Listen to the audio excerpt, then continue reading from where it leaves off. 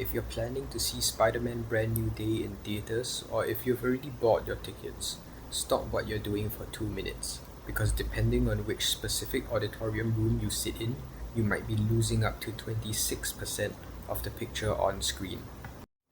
No, I am not talking about buying an IMAX ticket versus a standard ticket. In fact, most of us can't even see this movie in IMAX at all. I'm talking about scope versus flat screens. Sony sent out two entirely different theater masters for this movie based strictly on the shape of your theater's wall, and if you end up in a scope screen, you're missing out on the expanded tall picture entirely. Let's break down how this works, why Christopher Nolan is surprisingly responsible for it, and how to make sure you're getting the biggest picture possible. Usually, when Marvel movie gets an expanded aspect ratio, it's locked strictly behind an IMAX paywall. You get the tall 1.9:1 image on an IMAX screen, while every standard theater gets the letterboxed 2.39:1 scope picture. So why isn't Brand New Day following the rules? Enter Christopher Nolan and his massive epic, The Odyssey. Universal signed an exclusive multi-week contract locking down virtually every IMAX screen globally for The Odyssey. Because of that IMAX monopoly, Brand New Day couldn't get a standard IMAX release. But here's the kicker. Brand New Day was still shot and framed using IMAX certified digital cameras, meaning the full 1.9:1 expanded vertical image already existed.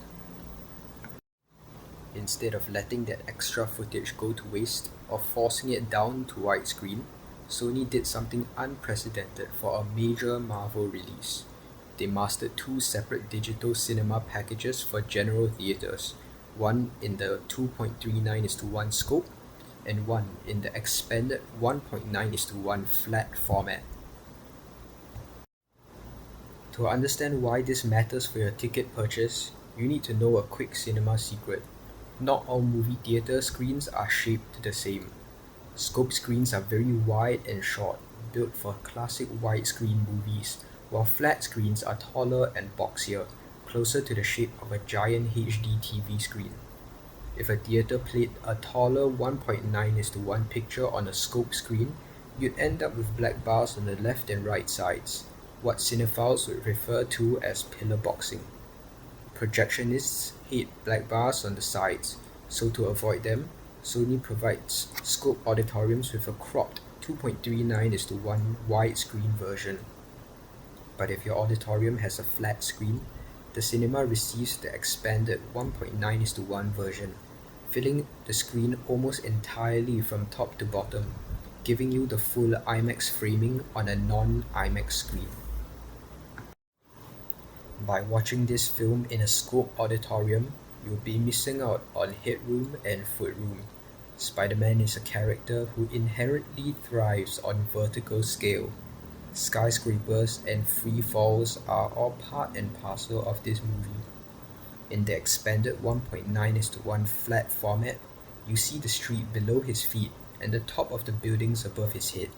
In the scope version, that top and bottom image data is shaved off to fit the widescreen frame. Is the scope version still watchable? Absolutely. The core action is still framed within the center. But if you're going to be paying full price for a ticket, watching it on a flat screen gets you that massive visual canvas that The Odyssey stole from IMAX. Here is how you can check what kind of screen your local theater has before buying the ticket. First, check the seating map on your theater app. Look at the graphic of the screen at the top of the chart.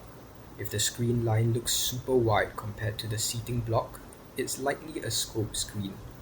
But if the screen line looks shorter horizontally and taller relative to the room, it's a flat.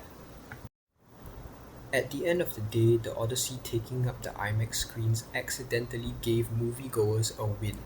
It forced Sony to unlock the expanded aspect ratio for standard screens. If you want the biggest, tallest picture possible for Spider-Man Brand New Day, check your seat maps and aim for a flat screen auditorium.